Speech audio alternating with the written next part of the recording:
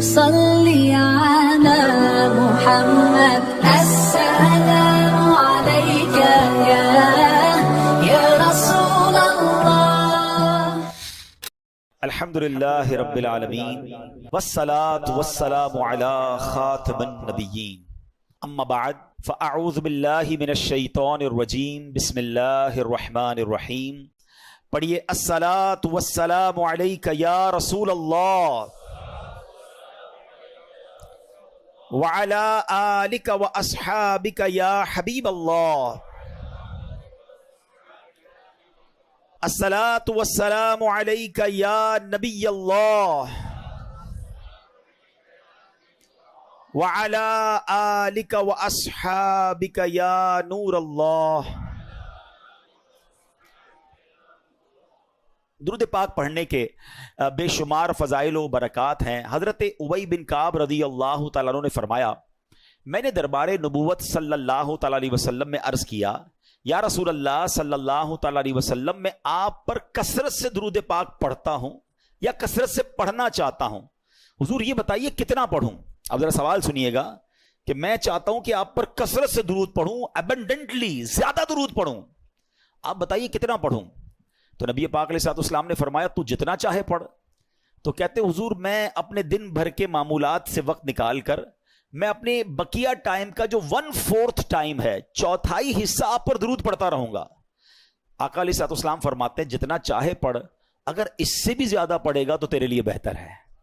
کہتے حضور پھر میں ایسا کرتا ہوں کہ میں حدیث کا خلاصہ پیش کر رہا ہوں، میں ایسا کرتا ہوں کہ اپنا ہاف ٹائم، ڈے کا ہاف ٹائم جو ہے وہ میں درود پاک پہ صرف کروں گا۔ آقا علیہ السلام فرماتے ہیں اگر تو ایسا کرے گا تو یہ بہت اچھا ہے، مگر اس سے زیادہ پڑے گا تیرے لیے زیادہ بہتر ہوگا۔ اچھا، تو کہتے ہیں حضور پہ میں 2/3 67% جتنا بنتا ہے وہ میں درود پاک میں صرف کروں گا۔ یقیناً اس میں کھانے پینے، نمازوں کا ٹائم، آرام کا ٹائم نکال کے جو ٹائم بچتا ہے اس ٹائم کو میں 3/4 جو ہے وہ آپ پر درود پاک پہ صرف کروں گا۔ اللہ کے حبیب علیہ السلام فرماتے ہیں تیری مرضی، اگر اس سے بھی زیادہ پڑے گا تو تیرے لیے بہتر ہوگا۔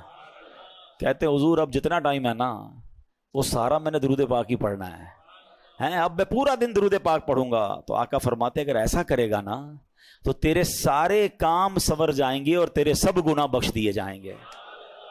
ایکچولی دس از درود پاک، the more you recite the more you get برکات۔ جتنا پڑھیں گے نا اتنی رحمتوں برکتوں کا نزول ہوگا۔ اللہ کرے کہ ہم فضول باتوں سے بچ کر درود پاک کی کثرت اپنا معمول بنا لیں، اور اللہ کرے ایسی میری اور آپ کی عادت بھی ہو جائے کہ پھر جو ہے وہ عادت بن جائے گی نا تو پھر انشاءاللہ درود پاک کی کثرت جاری رہے گی۔ اللہ مجھے اور آپ کو کثرت کے ساتھ درود پاک پڑھنے کی توفیق عطا فرمائے۔ آئیے مل کر محبت کے ساتھ با آواز بلند درود پاک پڑھ لیں۔ صلو علی الحبیب صلی اللہ تعالی علی محمد صلی اللہ علیہ وسلم۔ آج کے بیان کا جو ٹاپک ہے وہ ہے جنت کی 2 چابیاں۔ اب جنت کی چابیاں کیا ہیں؟ سب سے پہلے ہمیں جہنم کے بارے میں پتا ہونا چاہیے کہ وہ کتنی سیویئر ہے، کتنا خطرناک وہ مقام ہے۔ اللہ تعالی ہم سب کو محفوظ فرمائے۔ یعنی اس کی سیویئرٹی کو اس بات سے 2 باتیں بتاتا ہوں، ورنہ تو اتنی ڈیٹیل ہے کہ بندہ وہ ڈیٹیل پڑھ لے تو اس کے رونگٹے کھڑے ہو جاتے ہیں، اور امیجنیشن بھی آپ نہیں کر سکتے۔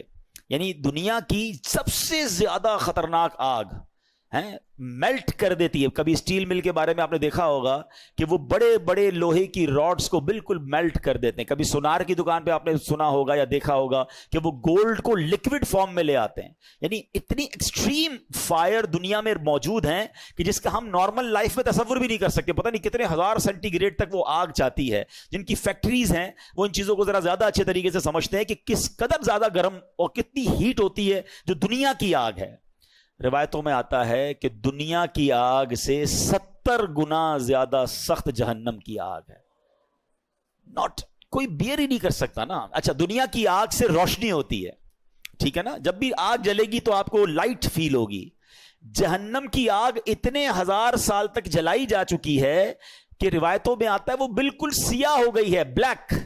یعنی جہنم میں بندہ جلے گا بھی اور اس کو نظر بھی کچھ نہیں آ رہا ہوگا، اس قدر سخت وہ آگ ہو چکی ہے۔ اور فرمایا جہنمیوں کا سب سے ہلکا عذاب یہ ہے، یعنی کسی بھی جہنمی کو سب سے ہلکا عذاب، لوئسٹ جو پنشمنٹ ہے وہ یہ ہوگی کہ اس کو آگ کے جوتے پہنا دیے جائیں گے، اور اس کی وجہ سے اس کا جو برین ہے وہ ہنڈیا کی طرح کھولتا ہوگا اور وہ سمجھے گا کہ پورے جہنم میں سب سے زیادہ عذاب مجھے دیا جا رہا ہے. یہ لوئسٹ کیٹیگری کا عذاب ہے. اللہ ہمیں لمحہ بھر بھی جہنم میں داخل نہ فرمائے. یہ ذرا سوچی، یہ آسان نہیں ہے یہ کہنا ہے کہ ٹھیک ہے معاذ اللہ. کچھ لوگ تو عذاب کو بھی ہلکا سمجھ رہے ہوتے ہیں. میری آپ کی اوقات ہی نہیں ہے. یہ تو جہنم کا عذاب تو دور کی بات ہے، جب قبر میں عذاب شروع ہو جاتا ہے. پہلی منزل تو قبر ہے نا. روایتوں میں آتا ہے میرے آقا علیہ الصلوۃ والسلام نے فرمایا بے نمازی کو قبر ایسے دبائے گی کہ اس کی پسلیاں ٹوٹ پھوٹ کر ایک دوسرے میں پیوست ہو جائیں گی. کبھی عید والے دن زور سے کوئی دبا لے چیخ نکل جاتی ہے. بولا ہڈیاں پسلیاں ایک دوسرے میں مل جائیں گی، اسے قبر دبا دے گی اس کو. پھر قبر کے سانپ، بچھو، آگ، انبیئریبل، یعنی ایسی سزا ہے ایک لمحہ بھی ہم نہیں سہ سکیں گے. ہم دنیا کی نارمل اپنے چولہے کی آگ پر 1 منٹ ہاتھ نہیں رکھ سکتے. 1 منٹ تو دور کی بات ہے، چند سیکنڈ نہیں رکھ سکتے، چیخ نکل جاتی ہے. غلطی سے گھر والے پکاتے پکاتے ان کے ہاتھ میں کوئی تیل کا چھینٹا آ جاتا تو اس پہ بڑا سا پھوڑا ہو جاتا ہے. یہ ہماری اوقات ہے. ہماری آنکھیں کتنی نازک ہیں کہ جب سرما لگاتے ہیں نا تو ہاتھ کانپ رہا ہوتا ہے کہ یار زور سے کہیں سلائی لگ گئی تو آنکھ میں درد ہو جائے گا. کان ایئر بڈ صاف کرتے ہیں تو اتنا تھوڑا سا زور سے ایئر بڈ نکالے تو کان میں درد ہو جاتا ہے. روایتوں میں آیا جہنمیوں کے لیے عذاب یہ ہوگا کہ ان کی آنکھوں میں جہنم کے کیل ٹھوکے جائیں گے، کانوں میں پگھلا ہوا سیسا ڈالا جائے گا جو حرام سنتے اور حرام دیکھتے ہیں. ہم کبھی بھی جہنم کا ایک لمحہ برداشت نہیں کر سکتے. بس اللہ سے یہ دعا ہے ہماری مغفرت فرما دے، ہمیں لمحہ بھر بھی جہنم میں داخل نہ فرمائے. مگر اس کا خوف تو دل میں ہونا چاہیے نا. یہ دعا جو ہے نا اللہم اجرنا من النار، یہ اپنی دعاؤں میں شامل رکھیں کہ یہ جہنم کے عذاب سے جو اللہ ہمیں محفوظ فرمائے. وہ ایسی آگ ہے، وہ ایسی پنشمنٹ ہے، اللہ تعالیٰ محفوظ فرمائے. اب آتے ہیں کہ جہنم میں نہیں جانا انشاءاللہ تو کہاں جانا ہے؟ جنت میں جانا ہے. تو سب سے پہلے جنت ہے کیسی؟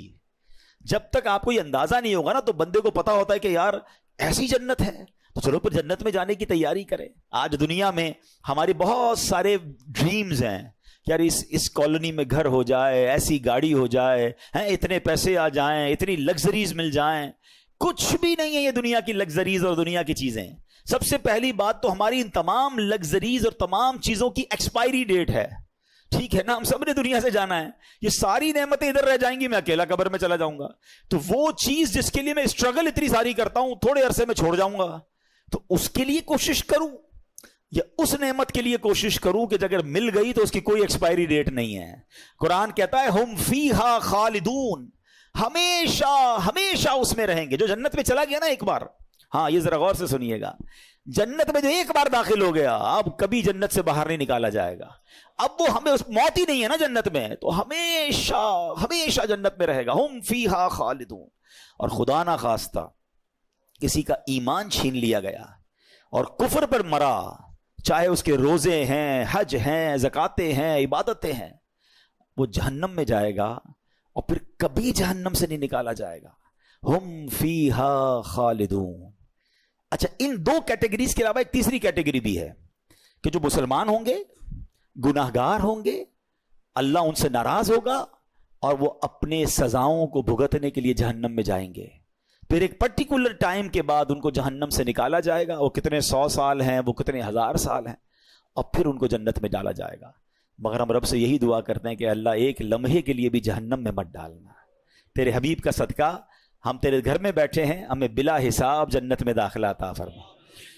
تو جو جنت ہے نا اس کی جو خوبصورت ترین بات یہ ہے کہ اس کی کوئی ایکسپائر ڈیٹ نہیں ہے. چلو جنت کی باتیں کرنے سے پہلے ایک مدینے کی بات کر لیتے ہیں، ایک عشق والی بات کر لیتے ہیں. ٹھیک ہے، ماشاءاللہ کئی مدینہ دیکھ آئے ہیں، کئی ایسے ہیں جو جا رہے ہیں. سبحان اللہ، اللہ ہمیں بھی حاضری عطا فرما. جو جنت، اب یہ فارمولہ یاد رکھیے گا، اللہ کی رحمت کا فارمولہ کیا ہے؟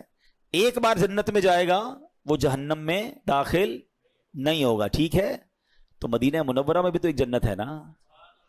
میرے آقا نے فرمایا نا صلی اللہ تعالی علیہ وسلم، فرمایا میرے روضے اور میرے ممبر کے درمیان جو حصہ ہے وہ جنت کی کیاریوں میں سے ایک کیاری ہے. ریاض الجنہ ہے نا مدینے میں. تو جو ایک بار ریاض الجنہ میں چلا گیا، یا اللہ تیری قدرت کا تو فارمولہ یہ ہے، تیری رحمت کا تو معاملہ یہ ہے کہ جو ایک بار جنت میں گیا وہ دوزخ میں جائے گا نہیں. تو سیدی اعلیٰ حضرت بڑی پیاری بات کرتے ہیں. آپ ایک شعر میں کہتے ہیں جنت میں آ کے نار میں جاتا نہیں کوئی. اللہ تو نہیں فرمایا نا जन्नत में जाके नार में जाता नहीं कोई। तो ए अल्लाह, जब हमें रियाजुल जन्ना की हाजिरी मिल गई है तो अब हमें जहन्नम में दाखिल ना फरमाना। तो अल्लाह करे कि हमें बार बार मदीने की हाजिरी मिले, हम रियाजुल जन्ना में जाए। और याद रखिए, मदीने में सिर्फ ये एक वादी जन्नत की वादी नहीं है, ये एक इलाका से नहीं है। मेरे आका ने एक वादी के बारे में फरमाया कि जन्नत की वादी है, जन्नत का पहाड़ फरमाया जबल ओहद को, है पूरा इतना बड़ा पहाड़, ये जन्नती पहाड़ है। चलो इश्क वाली एक और बात सुन लो। आका अलैहिस्सलाम फरमाते हैं कि ओहद मुझसे मोहब्बत करता है, मैं ओहद से मोहब्बत करता हूं और ये मेरे साथ जन्नत में जाएगा। अब उलमा ने बड़ी प्यारी डिबेट की है इसमें। ओहद तो पहाड़ है ना, हैं?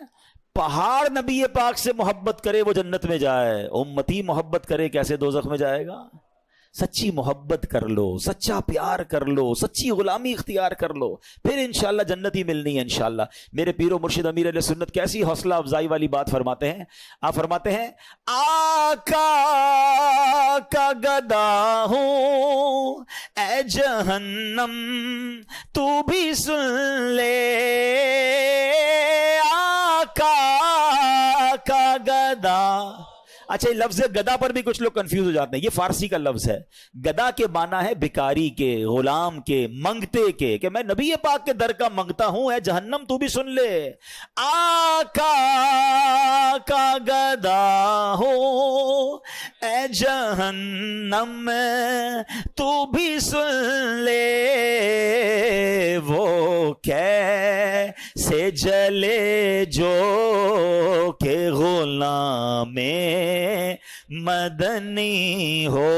सुभान अल्लाह। अब आइए कुछ जन्नत की डेफिनेशन, वो है कैसी। हदीसों में और कुरान में जन्नत को बहुत डिटेल में बयान किया गया, इतनी तफसील बयान हुई है, सुनते जाइए और ईमान ताज़ा करते जाइए। सैयदना अबू हुरैरा रज़ियल्लाहु तआला अन्हु से रिवायत है कि नबी पाक अलैहिस्सलाम ने फरमाया, जन्नत की ज़मीन सफ़ेद है, इसका मैदान काफूर की चट्टानों का है, इसके गिर्द रेत के टीलों की तरह मुश्क की दीवारें हैं और इसमें नहरें जारी हैं। एक हदीस पाक में है, इसकी एक ईंट सोने की है, एक ईंट चांदी की है, इसका गारा मुश्क का है, इसकी कंकरियां, हमारे रोड पे कंकरियां होती है ना, फरमाया जन्नत की कंकरियां मोती और याकूत की हैं और इसकी मट्टी जाफरान की है।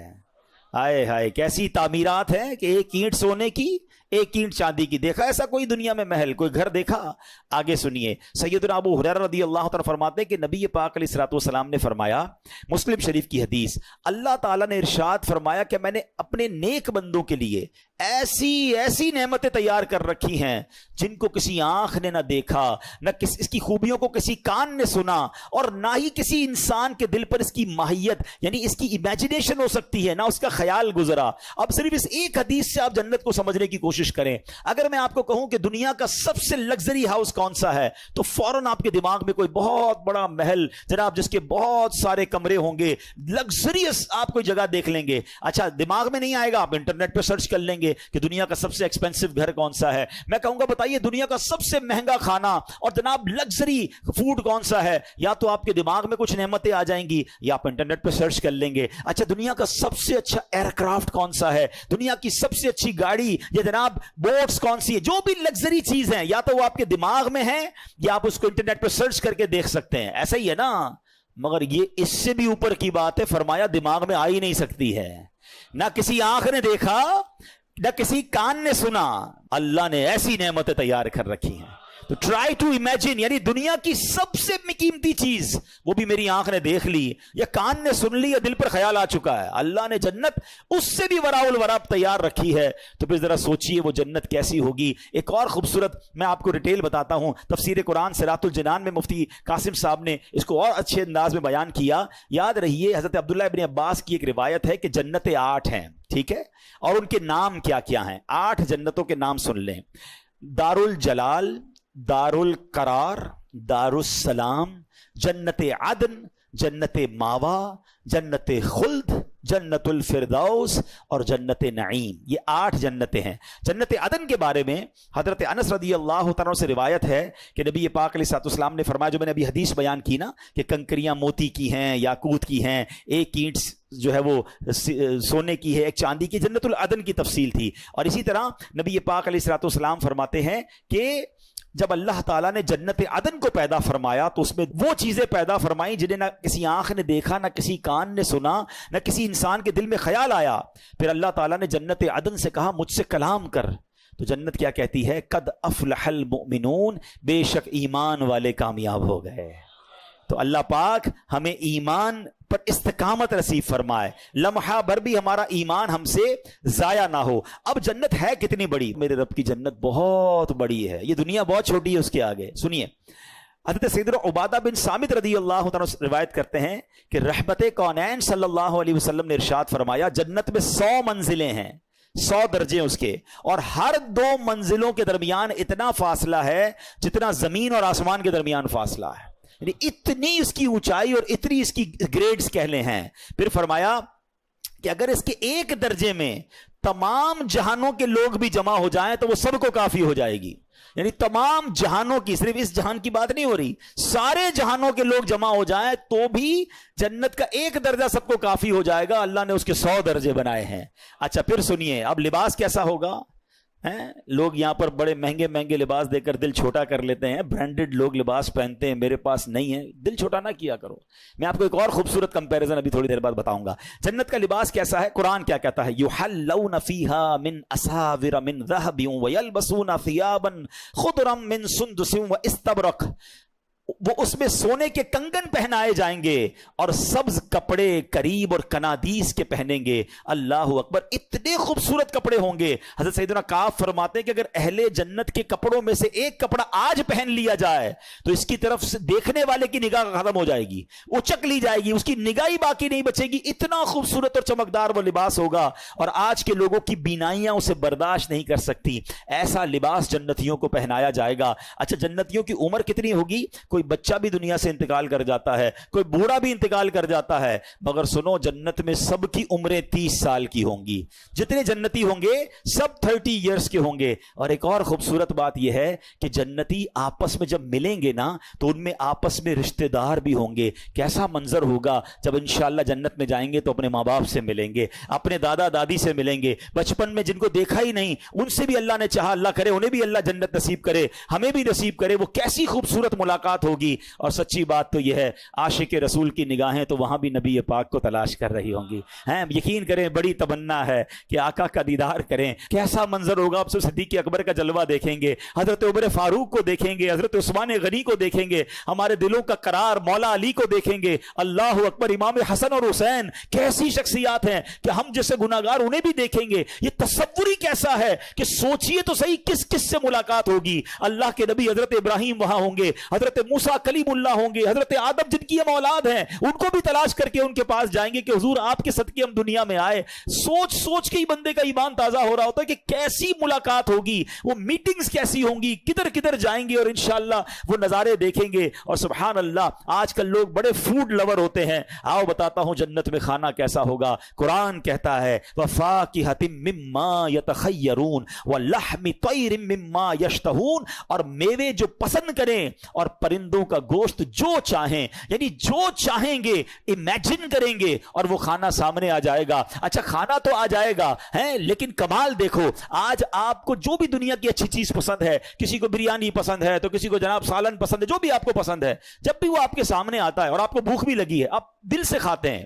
مگر جیسے جیسے کھاتے جاتے ہیں نا ذائقہ کم ہوتا جاتا ہے کیونکہ پیٹ بھرتا جاتا ہے. اور اگر پیٹ بھر جائے تو آپ دوبارہ کوئی رکھ دے تو آپ کچھ بھی نہیں کھا سکتے آپ کہ میں نے کھانا کھا لیا ہے. مگر ایسا نہیں ہوگا. جنت میں کیا ہوگا سنو، آقا علیہ الصلوۃ والسلام فرماتے ہیں جنتیوں میں جو سب سے نچلے درجے کا جنتی ہوگا نا، لوئسٹ کیٹیگری کا فرمایا وہ جس کے ساتھ 10,000 خادم ہوں گے. اتنے سارے نوکر دیکھ کر پریشان ہو جاتے ہیں نا یار، ایک بندے کے اتنے امپلائیز ہیں.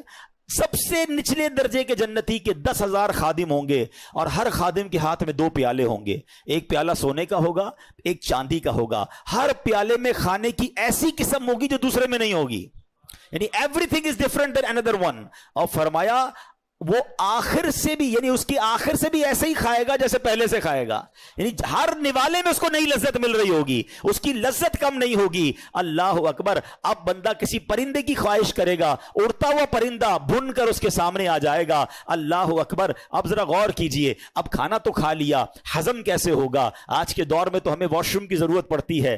یہ بھی ایک पाकीज़गी के मामलात हो जाते हैं, गंदगी के मामलात होते हैं। फरमाया जन्नत में कोई इस तरह की हाजत नहीं होगी। एक खुशबूदार डकार आएगी और सारा खाना हजम हो जाएगा, हल्का सा पसीना निकलेगा वो भी खुशबूदार होगा, और तमाम चीजों से बंदा फारिग हो जाएगा। इन तमाम हाजतों की उसे जरूरत नहीं होगी। जन्नतियों को जन्नत में पाकीज़ा शराब भी पिलाई जाएगी। कैसा मशरूब होगा? अल्लाह अकबर। यतूफु अलैहिम बिल्दानुम मुखल्लदून, कुरान कहता है इनके गिर्द फिरेंगे हमेशा रहने वाले लड़के, भी अकवाबिन व अबारीक, और आफताब और जाम उनके सामने होंगे, व कासिम मिन मईन, और उनके सामने बहती शराब, ला युसद्दऊन अन्हा वला युनज़िफून, इनको पीकर न दर्द सर होगा न मदहोश होंगे, कोई होश में फर्क नहीं आएगा। यानी ऐसी पाकीज़ा शराब होगी कि जो इंसान को मदहोश नहीं करेगी बल्कि उसकी लज्जत मिलेगी। अच्छा जनाब, दुनिया में एक और लग्जरी क्या है यार? उस मुल्क का मौसम बड़ा अच्छा है, वेदर एंजॉय करने चलते हैं। आओ बताता हूं जन्नत का मौसम कैसा होगा। अल्लाह ने कितनी डिटेल में कुरान में जन्नत को बयान किया है। अल्लाह अपनी नेमत के बारे में फरमाता है ला यरौन फीहा शम्सन वला ज़महरीरा, फरमाया ना उसमें धूप देखेंगे ना सख्त सर्दी। यानी जन्नत का मौसम बिल्कुल खूबसूरत। उलमा कहते हैं जो सुबह को मौसम होता है या शाम का जो मौसम होता है, मॉडरेट क्लाइमेट जो होता है, जन्नत का मौसम भी ऐसा होगा। जन्नत के दरख्त कैसे होंगे? मेरे आका फरमाते जन्नत में हर दरख्त सोने का है, हर दरख्त का तना जो है वो सोने का है। अच्छा फल कैसे होंगे और फल सर्व कैसे होंगे? अल्लाह अकबर। हजरत सैयदना बरा बिन आजिब रदी अल्लाह तआला अन्हु ने फरमाया कि अल्लाह अज़्ज़ व जल के फरमान वज़ुल्लिलत कुतूफुहा तज़लीला, और उसके गुच्छे झुकाकर नीचे कर दिए गए होंगे। उसकी तफसीर में फरमाते हैं कि अहले जन्नत जन्नत के फल बैठ के खा सकेंगे और लेट कर भी खा सकेंगे। यानी दरख्त उनके करीब आ जाएगा और वो बैठे बैठे दरख्त से फल तोड़कर फ्रेश फ्रूट्स जो हैं वो जन्नती खा सकेंगे। अल्लाह अकबर। अब आगे चलिए, जन्नत में एक और अल्लाह की नेमत, वो जन्नत की हूरें हैं जो अल्लाह ने नेक बंदों के लिए तैयार कर रखी हैं। सैयदना साद बिन अबी वक्कास से रिवायत है, तिरमिजी की हदीस है, अल्लाह के हबीब अलैहिस्सलाम ने फरमाया अगर जन्नतियों में से कोई शख्स दुनिया की तरफ झांके और उसके कंगन जाहिर हो जाएं तो उसकी रोशनी सूरज की रोशनी को मिटा दे जैसे कि सितारों की रोशनी को सूरज मिटा देता है। और फरमाया बेशक हूरों में से हर हूर की पिंडली की सफेदी 70 हुल्लों के बाहर से नजर आती है, बल्कि उसकी पिंडली का मगज तक नजर आता है। आका फरमाते हैं कि अगर उनमें से कोई धागा डालो फिर उसे बंद कर दो फिर भी उसके बाहर से तुम्हें वो धागा नजर आएगा। तो सुभान अल्लाह, अल्लाह ने ऐसी जो पाकीज़ा हूरें हैं वो जन्नतियों के लिए तैयार कर रखी हैं। तो ऐ मेरे प्यारे इस्लामी भाइयों, ये मैंने बहुत फास्ट जिसको कहें कि मैंने उस आपको डिटेल कुछ बताई है। 72 हूरें सबसे कम दर्जे वाले जन्नती को मिलेंगी, 10,000 के करीब खादिम उसके लिए होंगे। अब इन तमाम चीजों में मैं एक और कंपैरिजन पेश करने चाहता हूं, फिर चलेंगे वो तरीका क्या है कि जन्नत गारंटीड हो जाए, जन्नत की 2 चाबियां क्या हैं उसकी तरफ फिर मैं आऊंगा। लेकिन एक बड़ी खूबसूरत कंपैरिजन आपको बताना चाहता हूं। दुनिया में हमें कुछ चीजों से रोका गया है, ठीक है ना?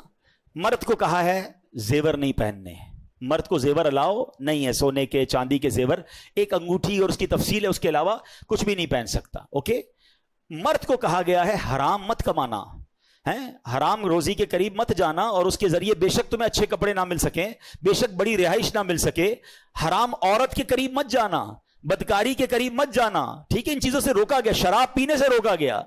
आप मजे की बात देखें, मुझे और आपको दुनिया में जिस जिस चीज से रोका गया ना उसका बेहतरीन ऑल्टरनेट जन्नत में रब ने तैयार कर रखा है। शराब से रोका, ये गंदी शराब ना पियो, ये जहन्नम में ले जाएगी। सबर कर लो, अल्लाह ने जन्नतियों के लिए पाकीज़ा शराब तैयार कर रखी है। बेपर्दा, बेहया और तुम्हारी गैर महरम औरतों के करीब भी मत जाओ। सबर कर लो, अल्लाह ने जन्नत में हूरें तैयार कर रखी हैं।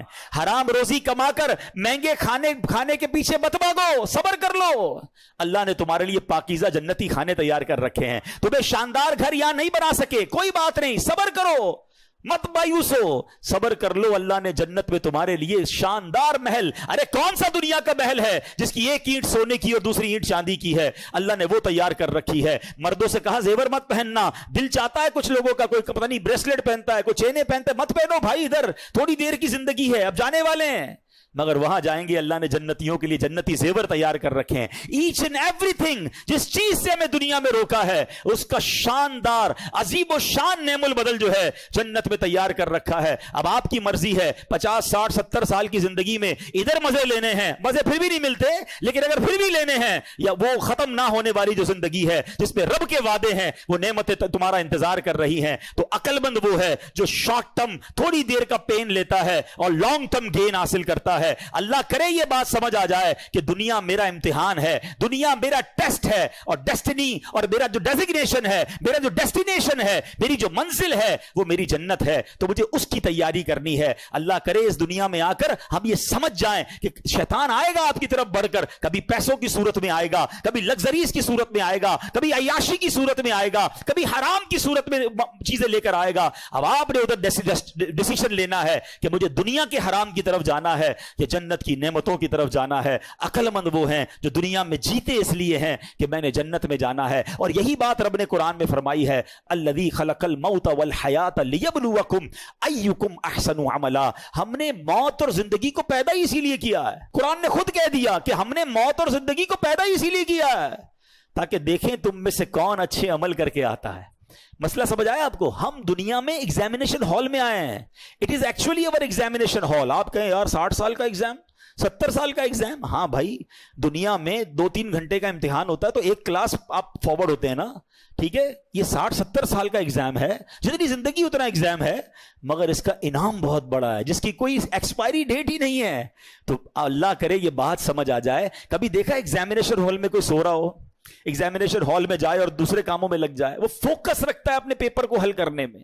तो मैं और आप दुनिया में इस एग्जाम को देने आए हैं, पास होकर जाना है, फेल होकर नहीं जाना है। अब आते हैं, ये कुछ बातें हो गई जन्नत की, और यकीन करें बहुत डिटेल है, मजीद इंशाल्लाह कभी मौका मिला तो इस पर बात करेंगे। अब आते हैं कि what is the way to get जन्ना। कोई गारंटी, कोई तरीका कि हमें पता चल जाए हमें जन्नत मिले? अल्लाह अकबर। मेरे आका अलैहिस्सलाम हैं, उन्होंने एक हदीस के जरिए गारंटी दे दी। हाँ, ये बहुत कम हदीस है इस तरह की, इसमें अल्लाह के नबी ने गारंटी दी है कि तुम में से जो मुझे 2 चीजों की गारंटी दे दे, मैं उसे जन्नत की गारंटी देता हूं। ओनली 2 थिंग्स, कोई बहुत लंबी लिस्ट नहीं है। हदीस क्या है? बुखारी शरीफ की हदीस है, जो मुझे दोनों जबड़ों और दोनों टांगों के दरमियान वाली चीज की हिफाजत की जमानत दे, मैं उसे जन्नत की जमानत देता हूं। That's it. क्या फरमा दिया? अब इसका मतलब क्या है? इसकी शरह में उलमा ने लिखा कि 2 जबड़ों के दरमियान क्या है? जबान, और 2 टांगों के दरमियान क्या है? Private part, शर्मगाह। जो मुझे अपनी शर्मगाह की जमानत दे दे, हिफाजत करेगा उसकी, और अपनी जबान की हिफाजत की मुझे गारंटी दे, मैं उसे जन्नत की जमानत देता हूं। तो इसका एक और दूसरा मतलब यह बनता है कि इट्स नॉट दैट इजी। ये दोनों चीजों को सिक्योर करना इतना आसान भी नहीं है। जन्नत मिल रही है ना इसके बदले, तो अब समझ ले मुकाबला है इसका हमारा कि हमने एट एनी कॉस्ट इन 2 चीजों को गलत इस्तेमाल नहीं होने देना। ठीक है। अच्छा, अब ये जो जबान है, ये इतनी खतरनाक चीज है और ये इतनी प्यारी चीज भी है। ये दोनों चीजें याद रखिएगा। जबान नेमत बहुत बड़ी है, मिलकर कहिए सुभान अल्लाह, अल्हम्दुलिल्लाह, अल्लाहु अकबर। 1 मिनट भी नहीं गुजरा और आप और मैंने पता क्या कमा लिया? बैठे बैठे हमारा पसीना भी नहीं निकला, कैलोरीज भी बर्न नहीं हुई हैं, खड़े भी नहीं हुए। मेरे नबी अलैहिस्सलाम के सच्चे वादे हैं, जो एक बार सुभान अल्लाह कहे उसके लिए जन्नत में दरख्त लग जाता है, अल्हम्दुलिल्लाह कहे जन्नत में दरख्त लग जाता है, अल्लाहु अकबर कहे जन्नत में दरख्त लग जाता है। जरा कहिए ला इलाहा इल्लल्लाह। आका फरमाते ये अफदलु जिक्र है ला इलाहा इल्लल्लाह, सबसे अफजल जिक्र ला इलाहा इल्लल्लाह। यानी इतने कमाल की नेमत है, अगर इसकी नेमत को समझें, ये जबान जन्नत में ले जा सकती है, मगर यही जबान टेढ़ी चल गई तो ये बर्बाद कर सकती है। ठीक है, पहले इसकी सीवियरिटी समझाता हूं, इंपॉर्टेंस ऑफ टंग समझिएगा। एक शख्स 70 साल तक कुफर पर जिंदगी गुजारे हैं, कुफर के अंधेरे में रहे, एक बार सिद्के दिल से कलमा पढ़ ले, वो क्या हो जाएगा?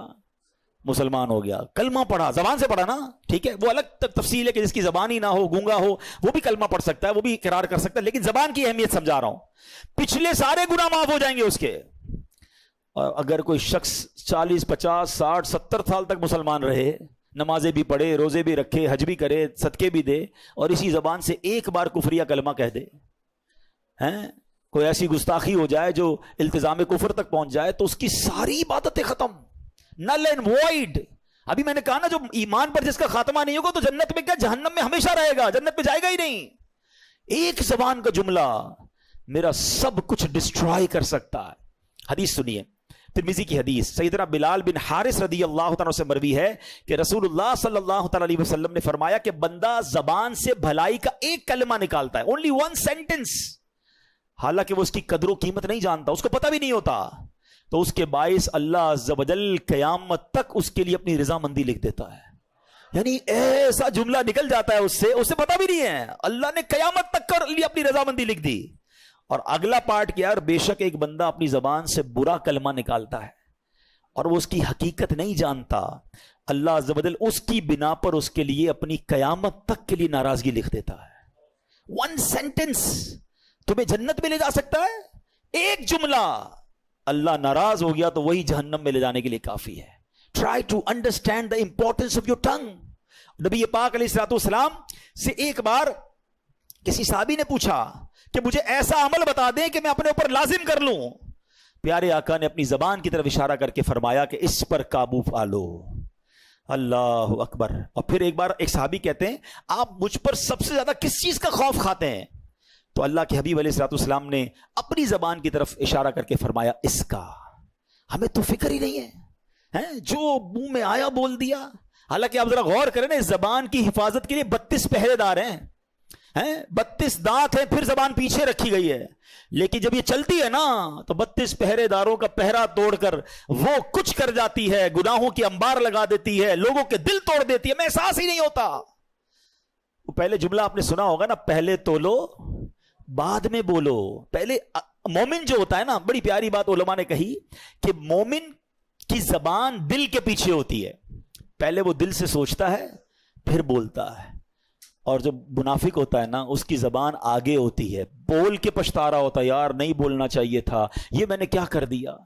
ہم میں سے کئی ایسے ہوں گے جو بول کے کئی بار پچھتائے ہوں گے.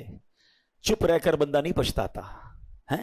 تو سوچیے ہم کیا بول رہے ہیں. میری یہ بات کہیں اللہ کی ناراضگی کا سبب تو نہیں بنے گی. میں اگر اس ایک حدیث کو سمجھنے کی کوشش کریں نا کہ ایک جملہ جنت میں جانے کا سبب بن سکتا ہے، ایک جملہ جہنم میں جانے کا سبب بن سکتا ہے، تو مجھے بتائیں کہ جو روز اچھی باتیں کر رہا ہے، قرآن پڑھ رہا ہے، حدیث پڑھ رہا ہے، درود پڑھ رہا ہے، بیان کر رہا ہے، بیان سن رہا ہے، اچھی باتیں کر رہا ہے، لوگوں کو پیار سے گفتگو کر رہا ہے، دل جوئی کر رہا ہے، تو کتنا زیادہ چانس ہے کہ اس کی روٹین میں چونکہ اچھی باتیں ہیں، زبان سے اللہ رسول کا ذکر ہے، تو انشاءاللہ کوئی نہ کوئی جملہ ایسا نکل ہی جائے گا میرے رب کی رحمت سے کہ اس کی بخشش کا سامان بن جائے گا.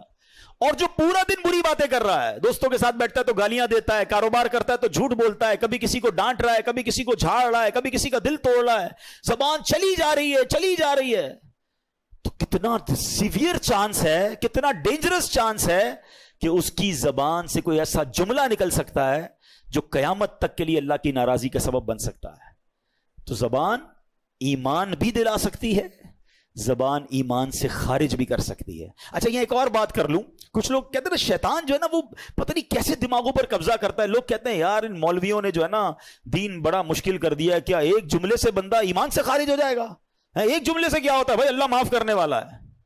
واہ بھائی واہ، ٹھیک ہے چلے میں 2-3 اور مثالیں دے دیتا ہوں. پہلی مثال یہی ہے کہ 60-70 سال کوئی کفر پر رہے اور کلمہ پڑھ لے اس صدق کے دل کے ساتھ، تو مسلمان ہوگا کہ نہیں ہوگا؟ تو 70 سال کی کفر ایک طرف ایک جملے سے مسلمان ہو سکتا ہے، تو کیا ایک جملے سے باہر نہیں ہو سکتا؟ ٹھیک ہے چلیں اور مثال لے لیں، زیادہ تھوڑی اور مثالیں سمجھا دیتا ہوں. ایک عورت اجنبی جا رہی ہے، میرا کوئی رشتہ نہیں ہے اس سے، 2 مرد 2 گواہوں کی موجودگی میں چند جملے ہی کہنے ہیں نا. نکاح میں کیا ہوتا ہے؟ ایجاب و قبول ہی ہے نا. وہ عورت جس سے کوئی رشتہ نہیں، چند جملوں سے کیا ہو گئی؟ زوجہ بن گئی، بیوی بن گئی، پردہ بھی ختم ہو گیا. اچھا اسی عورت کے ساتھ 50 سال گزار لیے، کئی بچے ہو گئے، وہ دادی بن گئی، نانی بن گئی، چند جملے کہہ دیے، کیا ہوگا؟ طلاق کے جملے کہے تو گئی نا، غیر ہو گئی نا. یار اتنا پرانا رشتہ چند جملوں سے ختم.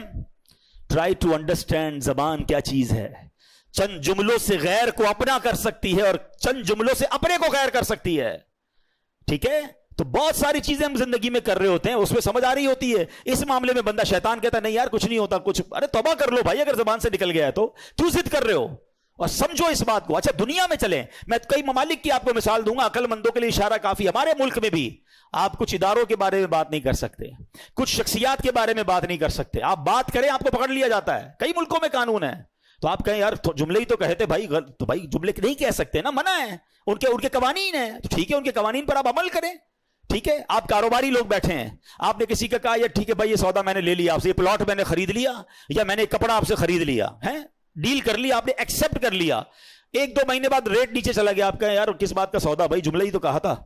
نہیں زبان پکی بھائی, کاروبار کہتے اسی کو ہیں, منہ سے نکل گیا تو کرنا پڑے گا. ادھر سمجھ آ رہا ہے سب. شریعت کے معاملے میں نہیں یار, ایک جملے سے کیا ہوتا ہے. تو کمال یہ ہے کہ شیطان غلط کہہ کر بھی ماننے نہیں دیتا, مسٹیک کو بھی ایکسپٹ نہیں کرنے دیتا, توبہ بھی نہیں کرنے دیتا. تو شریعت کے قوانین کو سمجھیں. جب دنیا میں ہم ایک ایک جملے کی اہمیت کو سمجھتے ہیں اور وہاں نہیں سمجھتے, تو یہ بات ہمیں سمجھنی ہوگی. اور زبان کی امپورٹنس اور اس کی اہمیت کو سمجھیے. اب زبان سے ہونے والے گناہ سب پتہ ہے ہمیں. مطلب میں کوئی ایسی نئی بات نہیں کرنے آیا, میں تو صرف انڈیکیٹ کرنے آیا کہ سمجھو یہ 2 چیزوں کی گارنٹی دینی ہے, ان 2 چیزوں کو سیکیور کرنا ہے. گناہ کیا کرتے ہیں؟ جھوٹ بولتے ہیں. اور جھوٹ کتنا بڑا گناہ ہے, اللہ کے حبیب علیہ الصلوۃ والسلام فرماتے ہیں, حدیث پاک کا مضمون ہے, بندہ جب جھوٹ بولتا ہے تو اس کے منہ سے ایسی بدبو نکلتی ہے کہ فرشتہ 1 میل دور ہو جاتا ہے. پتہ نہیں جھوٹ بول بول کے کتنے رحمت کے فرشتے دور کر دیے ہم نے. پھر کہتے ہیں گھر میں برکت نہیں ہے, دکان میں برکت نہیں ہے. ارے بھائی جھوٹ تو ختم کرو. حدیث پاک میں فرمایا جھوٹ انسان کو رسوا کر دیتا ہے اور چغلی عذاب قبر کا سبب بنتی ہے. میں ایک اور آپ کو بات بتاؤں, جھوٹ اتنی خطرناک چیز ہے, جن لوگوں کی بہت زیادہ جھوٹ بولنے کی عادت ہے نا, جھوٹا مضطرب رہتا ہے, کنفیوز, آلویز ان ٹینشن. وجہ پتہ کیا ہوتی ہے؟ وہ جھوٹ بول بول کے اتنا جھوٹ بول دیا ہوتا ہے کہ وہ اپنا جھوٹ سنبھال رہا ہوتا ہے. اور نوکری والے جس طرح جھوٹ بول رہے ہوتے ہیں, بھائی کیوں جناب 2 دن چھٹی کی, وہ نانی بیمار تھی. اچھا پھر 3 دن چھٹی کی, اب کیوں نہیں ہے, وہ نانی کا انتقال ہو گیا. اب ساری زندگی یاد رکھنا ہے کہ آفس میں نانی مر چکی ہے, اب دوبارہ بیمار نہیں ہو سکتی نانی. جھوٹ بولا نا, فائل سنبھالو. کدھر رہتے ہو بھائی؟ اچھا رہتا بیچارہ گارڈن میں ہے یا لیاری میں ہے. اب دوستوں میں شیخی بگار نہیں ہے, میں ڈیفینس میں رہتا ہوں. اچھا کام کیا کرتے ہو؟ پتہ چلا وہ موٹر سائیکل چلاتا ہے. تو کہتا نہیں میری تو جناب دکان ہے میری. اب اس کو ڈیفینس کا ایڈریس بتایا اور کاروبار دکان بتایا. اب ساری زندگی یاد رکھنا ہے کہ اس کو کیا بتایا میں نے. تو جھوٹا ٹینشن میں ہی رہے گا. بھائی سچ بولو نا, کیا حرج ہے؟ آپ نیند میں بھی کوئی اٹھا کے پوچھے گا کہاں رہتے ہو, آپ پراپر ایڈریس بتاؤ گے, کیا کام کرتے ہو صحیح بتاؤ گے. جب سچ بولو گے, روایتوں میں آتا ہے سچے کے چہرے پہ نور ہوتا ہے, سچا ریلیکس ہوتا ہے, اس کو کوئی ٹینشن نہیں ہوتی. جھوٹ بولنے والا مضطرب رہتا ہے, ٹینشن میں رہتا ہے. آپ دیکھ لیں نبی پاک علیہ الصلوۃ والسلام جب کفار کو تبلیغ فرماتے تھے نا, تو لوگ پتہ کیا کہتے تھے, ایسا چہرہ جھوٹے کا چہرہ نہیں ہو سکتا. ہمیں یہ نہیں پتا آپ کیا کہہ رہے ہیں, مگر چہرہ بتا رہا ہے کہ یہ سچ بات ہے. جو آپ کہہ رہے ہیں وہ سچے کلمہ پڑھ کر مسلمان ہو جاتے تھے. سچے کا چہرہ ہی الگ ہوتا ہے. اللہ کرے کہ یہ بات ہم سیکھیں. اچھا ہم انڈیلیبریٹلی اپنے بچوں کو جھوٹ سکھاتے ہیں. کیا سکھاتے ہیں؟ گھر پہ فون آیا, بیٹا کہہ دو ابو نہیں ہے. ارے ابو ہی کہہ رہے ہیں ابو نہیں ہے, ابو سو رہے ہیں, ابو جاگ رہے ہیں, کہہ رہے ہیں سو رہے ہیں. اچھا بچے کو ہم یہ تو کہہ رہے ہیں کہ وہ ابو کے سامنے جھوٹ بول رہا ہے, لیکن پتہ کیا ہوتا ہے اس کا نقصان ابو کو ہی آگے جا کے ہوتا ہے. جب وہی بچہ بڑا ہو جاتا ہے نا, پھر ابو کو گھما رہا ہوتا ہے, نہیں ابو میں ادھر نہیں گیا تھا, میں تو دوستوں میں تھا, تو میں تو ادھر تھا. آپ نے شروع سے اس کی ٹریننگ کی ہے جھوٹ بولنے کی. بچپن سے سکھائیں کہ بیٹا کسی حال میں جھوٹ نہیں بولنا ہے. بھول گئے غوث اعظم کا واقعہ تھا, ماں نے کیا کہا تھا, جھوٹ مت بولنا, ڈاکوؤں سے بچ گئے نا. تو یہ سمجھنا ہے کہ سچ بولنا ہے. پھر اسی زبان سے غیبت کرتے ہیں, یہ مسلمان بھائی کا گوشت کھانے کے مترادف ہے. اچھا غیبت کا معنی ہی لوگوں کو نہیں پتا ہے. ہاں چلو آج غیبت کا معنی بھی بتا دیتا ہوں, کیونکہ جس کو کہو نا یار آپ غیبت کرتے ہیں, تو کہتا ہے بھائی میں سچ تو بول رہا ہوں, میں تو اس کے منہ پہ بھی کہہ سکتا ہوں, میں کون سا جھوٹ بول رہا ہوں. تو پہلے آج یہ سمجھ لیں کہ غیبت ہوتی ہی سچ ہے, جھوٹ نہیں ہوتی ہے. ہاں یہ وہ سچ ہے جو حرام ہے, یہ بھی سمجھ لیں آپ. ہر سچ بولنے والا نہیں ہوتا ہے. اب آپ کہیں گے ابھی تھوڑی دیر پہلے مولانا صاحب کہہ رہے تھے سچ بولنا اور یہ سچ حرام ہے. ہاں تو یہ تو بات ہے, علم دین سے دوری اتنی ہے کہ پتہ ہی کچھ نہیں ہے. اب سنیے, نبی پاک علیہ الصلوۃ والسلام نے خود بتایا, تمہیں معلوم ہے غیبت کیا چیز ہے؟ آقا علیہ الصلوۃ والسلام خود سوال کر رہے ہیں. لوگوں نے عرض کی اللہ اور اس کا رسول اس کا بہتر علم جانتے ہیں. ارشاد فرمایا غیبت یہ ہے کہ تم اپنے بھائی کے بارے میں ایسی بات کہو کہ جو اسے بری لگے. کسی نے عرض کی کہ اگر وہ برائی میرے بھائی میں موجود ہو تو پھر بھی غیبت ہے. تو فرمایا ہاں جو کچھ تم کہتے ہو وہ موجود ہے جبھی تو غیبت ہے, اور اگر تم ایسی بات کہو جو اس میں موجود نہیں تو یہ بہتان ہے, یہ اس سے بھی بڑا گناہ ہو گیا.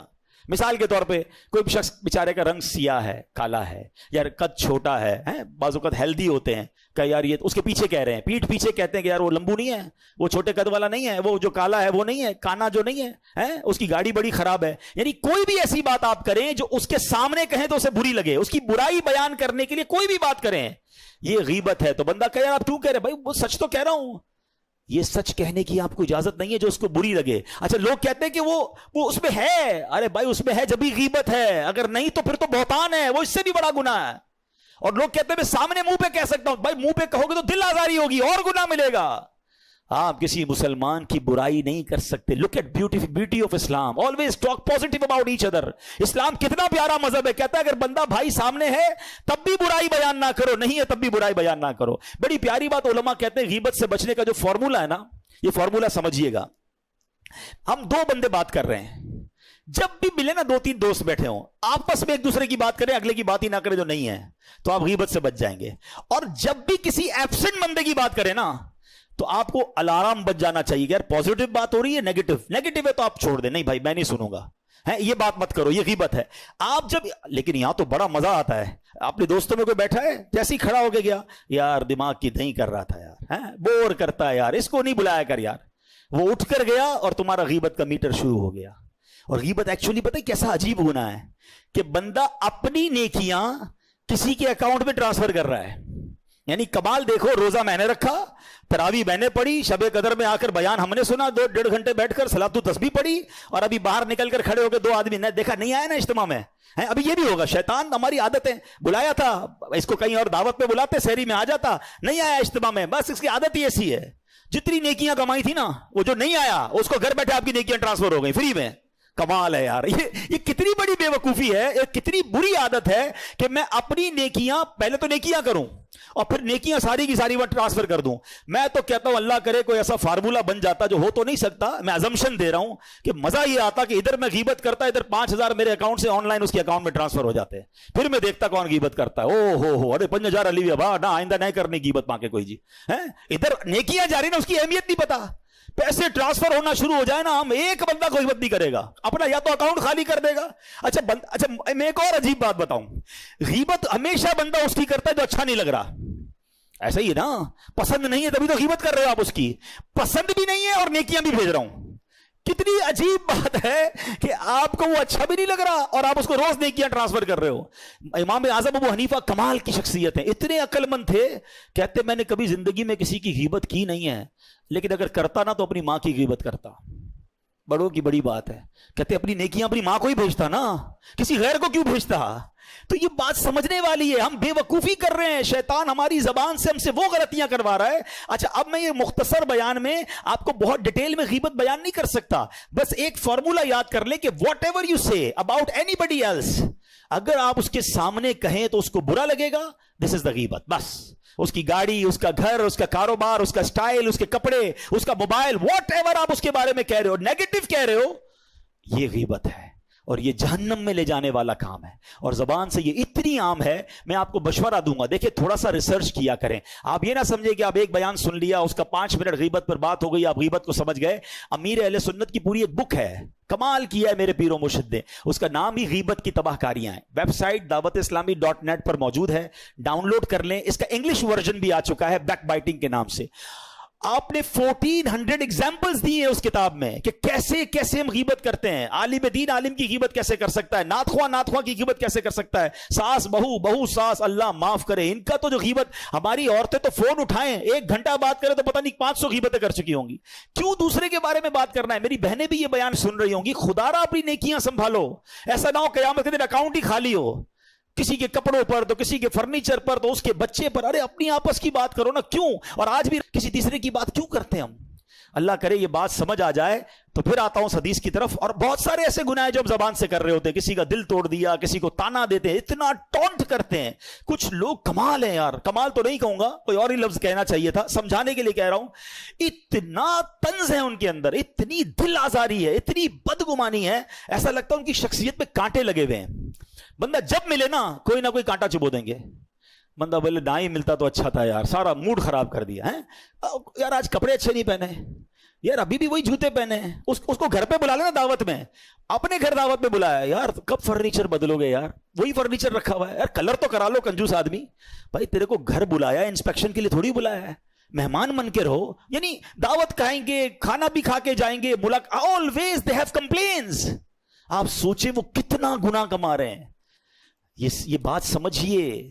अब मैं बहुत अजीब सी बात करने जा रहा हूं, इसलिए पहले हाथ जोड़ रहा हूं, बहुत पहले हाथ जोड़ रहा हूं। मैं बुजुर्गों से बात करना चाहता हूं बिलखुसूस। बाज बुजुर्ग बहुत ज्यादा दिल आजारी करते हैं।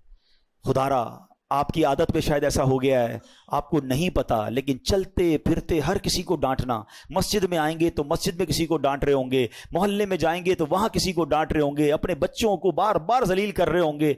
यार हर बंदा दिल रखता है, कहीं ऐसा ना हो कि आप अपने बुढ़ापे में जहन्नम बना रहे हैं। जिसकी जबान बहुत ज्यादा सख्त है ना, वो कम बातें करे। मुझे कई लोग मिलते कहते हैं यार क्या करूं, मुझे गुस्सा बहुत आता है। भाई गुस्सा बहुत आता है तो काबू पाइए, वरना मारे जाओगे। अगर आप लोगों के दिल किरची किरची करते जा रहे हैं, लोगों को जलील करते जा रहे हैं, जब जी में आया आप अपने बच्चों को, अपनी बीवी को, अपने मुलाजिमीन को जो दिल में आता है बोली जा रहे हैं, और आप समझते हैं आपका हिसाब नहीं होगा। मैं आपको हदीस सुना रहा हूं ना कि आपको काबू पाना पड़ेगा अपनी जबान पर। इतनी शदीद गुफ्तगू बाज़ औक़ात करते हैं, और ये जबान है बड़ी खतरनाक। अमीर अहले सुन्नत फरमाते हैं 60 साल का बूढ़ा हो जाए ना, जिस्म का हर पार्ट ढीला हो जाएगा, जबान उस वक्त ज्यादा तेज हो जाती है, ये ज्यादा चल रही होती है। तो बुजुर्गों को अपनी जबान पर एहतियात उन्हें भी करनी होगी। ऐसा ना हो कि अंबार लग रहा हो गुनाहों का। हुकूकुल इबाद इज मोस्ट सीवियर। समझो बात को।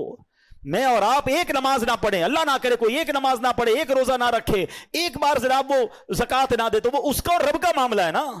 अल्लाह चाहे सारे गुनाह माफ कर दे, वो अलग बात है कि नमाज की कज़ा करनी पड़ेगी, ज़कातें अदा करनी पड़ेगी, लेकिन उसका और रब का मामला है ना। लेकिन हुकूकुल इबाद का मामला यह है, जब तक बंदा माफ नहीं करेगा रब भी माफ नहीं करेगा। किधर जाएंगे यार? रोज लड़ाई, रोज झगड़ा, रोज गालियां। मुझे एक भाई दोस्त मिले, मैंने कहा कितनी तनख्वाह है? कहता 80,000। मैंने कहा तनख्वाह तो अच्छी है। बोला 40,000 काम की तनख्वाह है, 40,000 गालियों की तनख्वाह है। सुबह शाम सेठ गालियां देता है। यार मैं सोचता रह गया यार। कहता क्या करूं, छोड़ दूंगा तो दूसरी जॉब नहीं मिलेगी। तुम गालियां देते हो यार, आपको शर्म नहीं आती जो ये काम करते हैं? वो गरीब इसलिए नहीं छोड़ रहा कि उसकी नौकरी चली जाएगी, मगर ये कयामत के दिन क्या जवाब देगा? सारी नेकियां देनी पड़ जाएंगी उसी नौकर को। तो ये जो मजलूम होते हैं ना, घबराए नहीं करो। जो आपको डांटते हैं, जो झाड़ते हैं, जो झड़कते हैं, दिल बड़ा रखो, हिसाब मिलना है। अल्लाह हौसला दे तो माफ कर दिया करो, लेकिन वो मारे जाएंगे जालिम। तो अल्लाह करे ये बात समझ आ जाए। मैं बात बहुत बड़ी कर गया हूं, लेकिन चूंकि मैं खुद इस तजर्बे से गुजरा हूं और मुझे कभी कभी रहम आता है। यकीन करो कुछ लोगों पर रहम आता है कि यार उनकी जबान हर वक्त गीबत, बदगुमानी, लोगों से लड़ाई झगड़ा, तंज। मैं कहता हूं यार इस बंदे का होगा क्या कयामत के दिन? यार कभी कभी जब हमें सुना के जाता है ना, तो हमें लगता है यार ये चलो हम तो बर्दाश्त कर लेंगे, सुबह शाम कितनों को सुना रहा है, क्या बनेगा इसका यार? हर छोटी बात पर इमाम साहब को झाड़ना है, कभी मौजिन को झाड़ रहे होंगे, कभी खादिम पर चीख रहे होंगे। ये बेचारे लोग कुछ भी नहीं कर सकते। लेकिन आप सोचें आप अपने नामा अमाल में क्या क्या कर रहे हैं। आपने कभी मस्जिद का निजाम चलाया है? आते ही खड़े ऑर्डर चलाने, पंखा टाइम पे नहीं खोलते हो, लाइट नहीं खोलते हो, घर में जाए तो घर वालों की खैर नहीं, ऑफिस में जाए तो ऑफिस वालों की खैर नहीं, सबकी खैर नहीं, आपकी खैर ना चली जाए। जो ये बंदा हर किसी से लड़ रहा है ना, सोचिए उसका बनेगा क्या। जबान ये जन्नत में भी ले जा सकती है, यही जबान तुम्हें दोज़ख में। सारी नेकियां एक तरफ रह जाएंगी। बंदा कहता है मैंने इतने हज किए, इतनी सखावत कर रहा हूं, इतनी मस्जिदें, लाखों रुपए दीन पे खर्च करता हूं, जबान सही चल रही है कि नहीं? लोगों के दिल आपसे मुतमईन है कि नहीं? मैं आपको सही बताऊं, कुछ लोगों से बात करने में डर लगता है। यार छोड़ो यार, इससे बात नहीं करनी। जब भी बात करेगा कोई ना कोई जो ना इसने हंगामा ही करना है। आप सोचे मैं कहीं ऐसा तो नहीं? आपको पता मेरे आका अलैहिस्सलाम कैसे हैं? हाय हाय हाय, इतने सॉफ्ट, इतने हलीम, इतने नर्म कि जिसको जो बात करनी होती मेरे आका से बात कर लेता। बच्चे बात करते, खवातीन बात करती, गांव से आने वाले लोग बात करते, इतने इजी टू एक्सेस है मेरे आका। फरमाते जब नबी पाक मदीने की गलियों में निकलते ना, बच्चे हाथ पकड़ लेते, आका को जिधर ले जाते मेरे आका उधर चले जाते थे। हमसे तो बीवी डर रही होती है, बात करूं कि नहीं करूं, साहब का मूड देखना पड़ेगा। बल्कि कुछ बीवियां तो स्टॉक एक्सचेंज की पहले वो मार्केट देखती है, आज पॉइंट ऊपर है नीचे है, बात करूं नहीं करूं, डॉलर ऊपर है तो बात करूंगी, डाउन है तो नहीं करो। अरे घर है कि कोई आपने मार्केट बनाई हुई है? मार्केट अच्छी है तो बीवी बात करेगी, वरना बीवी भी बात नहीं करेगी। मेरे ऊपर ही सारा गुस्सा आ जाएगा। बच्चे डर रहे हैं, अब्बू से बात करी, नहीं नहीं आज मूड सही नहीं है। बेचारा किसी मुलाजिम को कोई काम है, मैनेजर से पूछता है बात कर लूं, नहीं नहीं नहीं साहब बहुत गुस्से में है। अरे साहब है, मतलब क्यों अपने आप को, अपना ऑरा ऐसा क्यों रखा है कि लोग आपसे डर रहे हैं? यार मोमिन तो आसान होता है, جس کو جو بات کرنی ہے مجھ سے بات کرے, مجھ سے خوف نہ کھائے. اگر لوگ مجھ سے خوف کھائیں گے اور میرا رب ناراض ہو گیا تو میں پھر کتنے بڑے خوف میں مبتلا ہو جاؤں گا. نہیں رکھو روب میں لوگوں کو, نہیں رکھو تکلیف میں لوگوں کو, آسانیاں پیدا کریں, سافٹ ہو جائیں. واللہ جو لوگوں کے لیے آسان بنتا ہے اللہ اس کی زندگی آسان کر دیتا ہے. لوگ پلکیں بچھاتے ہیں. اور میں آخری بات اس موضوع پہ اور کر دوں, دل تو بہت جلا ہوا ہے اور بھی بہت ساری باتیں یاد آ رہی ہیں. میں آپ کو ایک بات بتا دیتا ہوں, یہ جو طنز کرنے والے ہیں نا, جو لڑنے والے ہیں, جو جھگڑنے والے ہیں, جو دل توڑنے والے ہیں, یہ تنہا رہ جاتے ہیں. جب ان پہ کوئی مشکل وقت آتا ہے نا, ایک بندہ ان کے ساتھ نہیں کھڑا ہوتا. لوگ مجبوری میں ان سے تعلق میں رہتے ہیں, پیسے چاہیے ہوتے ہیں, نوکری چاہیے ہوتی ہے, بچے بھی کہتے ہیں کیا کرے ابا ہے بھائی چلانا پڑے گا. لیکن whenever they become in any big problem, کوئی پرابلم ان پر آتی ہے نا, وہ alone رہ جاتے ہیں. اور جو لوگوں کے لیے آسانیاں کر رہے ہوتے ہیں نا, ان کی مشکل میں ساری دنیا ان کے ساتھ کھڑی ہو جاتی ہے, کیونکہ انہوں نے لوگوں کے لیے آسانیاں کی ہوتی ہیں. تو اگر آپ چاہتے ہیں کہ آپ کے خیر خواہ آپ کے ساتھ رہیں, بی پولائٹ, ہمبل, سافٹ, زبان اچھی استعمال کریں. بہرحال اب آتا ہوں دوسرے پوائنٹ کی طرف, وہ بھی بڑا خطرناک پوائنٹ ہے. کیا فرمایا؟ جو مجھے شرم گاہ کی گارنٹی دے. یاد رکھیے کہ مرد کے لیے دو ہی جائز طریقے ہیں اپنی شرم گاہ کو جس کی تسکین کرنے کے لیے, اپنی شہوت پوری کرنے کے لیے. وہ ایک بیوی ہے اور ایک شرعی باندی ہے. اب آج کے معاملات میں باندی اویلیبل نہیں ہے تو آپ کے پاس ایک ہی طریقہ ہے, دیر از نو ادر وے کہ اپنی شہوت کو بندہ پورا کرے. مگر آج بہت سارے ایسے معاملات ہیں, بہت ساری باتیں میں اشارتاً بات کروں گا کہ خدارا اپنی زندگی کو برباد نہ ہونے دیں. تھوڑی سی خواہش کے لیے, تھوڑی سی لذت کے لیے قابو پائیے اپنے آپ پر. اور ایک بات یاد رکھیے کہ سب سے پہلے نگاہ بہکتی ہے, پھر دل بہکتا ہے, پھر شرمگاہ بہکتی ہے.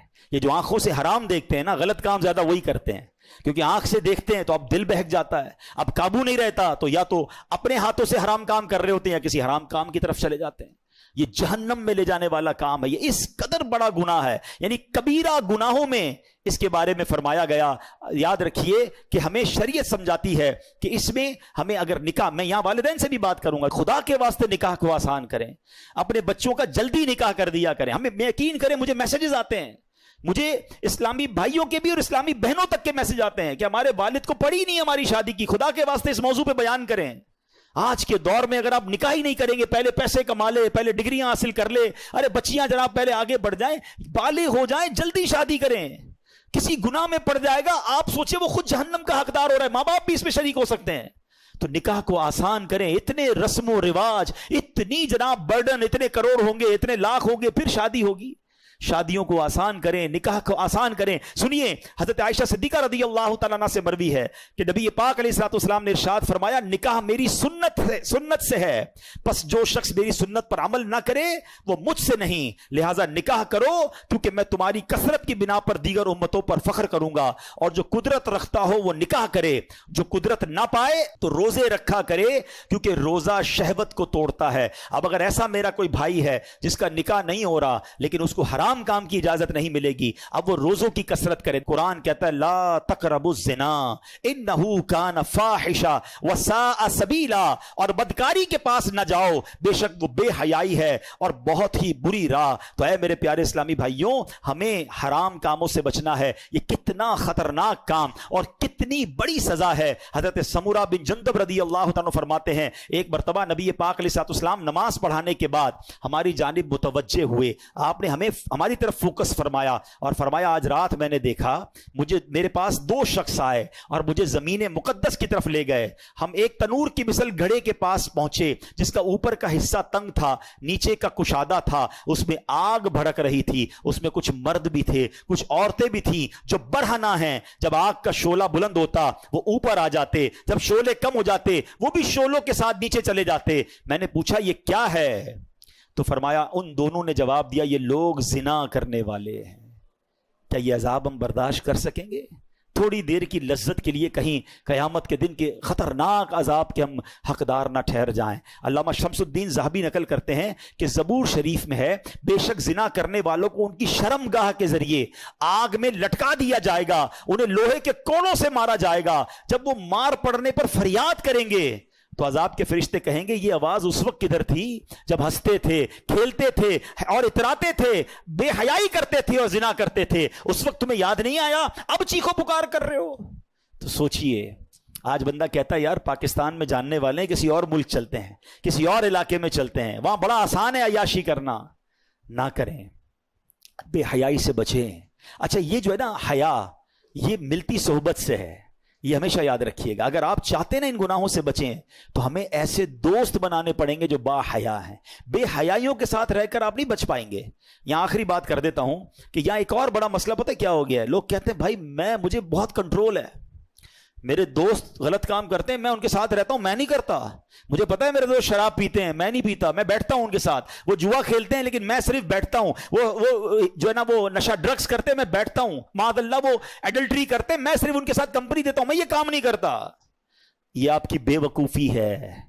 آپ دنیا کے کسی بھی ڈرگ، کسی بھی الکوہولک، کسی بھی جواری، کسی بھی شرابی، کسی بھی برے کام کرنے والے کو پکڑ لیں اور پوچھو یہ عادت کدھر سے ملی ہے، ایک بندہ بھی نہیں ملے گا جو یہ کہے کہ ابو نے برتھ ڈے والے دن مجھے چرس کا سگریٹ لا کے دیا تھا، امی نے مجھے ایک پسٹل لا کے دی تھی، بیٹا جا کے چوری کرو۔ یہ ساری بری عادتیں کہاں سے ملی؟ یہ دوستوں سے ملتی ہیں۔ ہاں، برے دوستوں کے ساتھ بیٹھ کر کبھی بھی یہ مت کہیں کہ میں بڑا اسٹرانگ ہوں۔ ارے جب اس شیطان نے بڑے بڑے اللہ والے کہلانے والے جن کی دعائیں قبول ہوتی تھی انہیں بہکا دیا، میں اور آپ کیا چیز ہیں؟ تو بہترین طریقہ یہ، ایک جملہ سن لو آج، یہ اللہ کی بہت بڑی نعمت ہے کہ میں اس ماحول اور اس علاقے میں رہوں جہاں میرے لیے گناہ کرنا مشکل ہو۔ ہاں، گناہ کا موقع ہی نہ ملے۔ ایسے ملکوں میں، ایسے علاقوں میں، ایسے دوستوں میں جاؤ ہی نہیں کہ جدھر چانس سے گناہ کرنے کا۔ ہم بہت کمزور لوگ ہیں، چانس ملا تو پتہ نہیں بچیں گے کہ نہیں بچیں گے۔ تو اپنے آپ کو سیکیور رکھنے کا طریقہ یہ ہے کہ بندہ رہے ادھر، بیٹھے ان کے ساتھ کہ گناہ کرنے کا موقع ہی نہ ملے۔ اللہ کی بہت بڑی نعمت ہے، یہ اپنے آپ کو آزمایا نہ کریں میں بڑا اسٹرانگ ہوں، مجھے کچھ نہیں ہوتا، میں تو جاؤں گا پھر بھی کچھ نہیں ہوگا۔ ارے شیطان نے بڑے بڑوں کو پلٹا دیا، میں اور آپ کیا چیز ہیں؟ تو اپنے آپ کو اگر سیکیور رکھنا ہے۔ اچھا اسی طرح کی بات جب ہم کرتے ہیں نا، مثال کے طور پہ کسی کو کہا بھائی داڑھی رکھ لو، امامہ شریف پہن لیں، کہتا ہے یار تھوڑی عادتیں ٹھیک نہیں ہیں، تھوڑے کام سیدھے کر لوں پھر داڑھی رکھ لوں گا۔ میں آپ کو ایک مشورہ دیتا ہوں، اگر آپ کو اپنے کام سیدھے کرنے واقعی if you are serious on that آپ داڑھی رکھ لیں۔ پتہ کیا فائدہ ہوگا؟ جب آپ داڑھی رکھیں گے نا، ایکچولی داڑھی نو انٹری کا بورڈ ہے، گناہ والی باتیں آپ تک آئیں گی نہیں۔ میں مثال دیتا ہوں، جتنے داڑھی والے بیٹھے نا ان کو پوچھ لیں، ہم کو کبھی بھی میسج نہیں آتا فلاں کلب میں کانسرٹ ہو رہا ہے، فلاں جگہ پر کوئی گانا لگا ہوا ہے، فلاں جگہ کوئی فلم چل رہی ہے، فلاں جگہ کوئی جناب کلب میں یہ ہو رہا ہے۔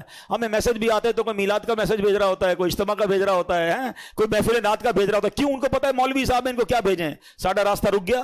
ہمیں تو گناہ کی دعوت ہی نہیں آ رہی نا، آپ نے تو انٹری دروازہ کھلا رکھا ہے، جو بھیجنا بھیج دو، کیونکہ میرا حلیہ ایسا نہیں ہے۔ کئی جگہوں پر حلیہ بچاتا ہے۔ اچھا میں آپ کو ایک اور عجیب بات کرنے جا رہا ہوں، اگر کسی نے داڑھی امامہ رکھا ہے نا، اور شیطان تو اس پر بھی حملہ کر سکتا ہے، ہم بھی انسان ہی ہے نا، حملہ کیا شیطان نے، دل ہو گیا گناہ کرنے کا کہ یار میں بھی جاؤں فلاں جگہ پر، اور کوئی امامہ داڑھی لے کر ادھر چلا گیا، تو لوگ کہیں گے مولوی صاحب آپ ادھر کدھر، چلیں بھائی باہر نکلیں، ساڈا کام اور مشکل، ہم نے خود ہی اپنے لیے مشکل کر دی نا۔ دس از دا بیسٹ وے کہ میں اپنے آپ کو بنا ہی ایسا لوں کہ گناہ کرنا چاہوں پھر بھی نہ کر سکوں۔ میں کہوں نہیں پہلے گناہ چھوڑوں گا پھر نیک بنوں گا پھر حلیہ چینج کروں گا، یہ بے وقوفی ہے۔ آپ اگر واقعی ان حرام چیزوں سے بچنا چاہتے ہیں تو اپنے آپ کو بنا بھی ایسا لو کہ چاہو بھی تو نہ کر سکو، کیونکہ یہی علاج ہے۔ ورنہ کوئی بندہ کہے میں جناب میں بہت پکا ہوں، تو پکا وکا کوئی نہیں ہوتا۔ بڑے بڑوں کو گرتے دیکھا، اللہ مجھے بھی محفوظ فرمائے، آپ کو بھی محفوظ فرمائے۔ تو بہرحال آج کے بیان میں کوشش تو کی ہے کہ ان دونوں باتوں کو کور کیا جائے کہ یہ جنت کی دو چابیاں ہیں، دا کیز آف ہیون، کہ نبی پاک علیہ الصلوۃ والسلام نے فرمایا جو مجھے زبان کی اور شرم گاہ کی گارنٹی دے میں اسے جنت کی گارنٹی دیتا ہوں۔ آج سے پہلے ہم میں سے کوئی بھی ایسا ہے، خود جانتے ہیں ہم کہ زبان کی بے احتیاطیاں بھی کسی سے ہو چکی ہوں گی، شرم گاہ کی بے احتیاطیاں بھی ہو گئی ہوں گی۔ اب بندہ سوچے یار اب میرا کیا بنے گا، میرا رب بڑا کریم ہے، ہاں میرے رب نے راستہ پھر بھی رکھا ہے، اب تک جو ہو گیا نا اس سے توبہ کر لیں، سچی توبہ کر لیں۔ التائب من الذنب کمن لا ذنب لہ، آقا فرماتے گناہوں سے توبہ کرنے والا ایسا ہے جیسا اس نے گناہ کیا ہی نہیں ہے، null and void, delete it.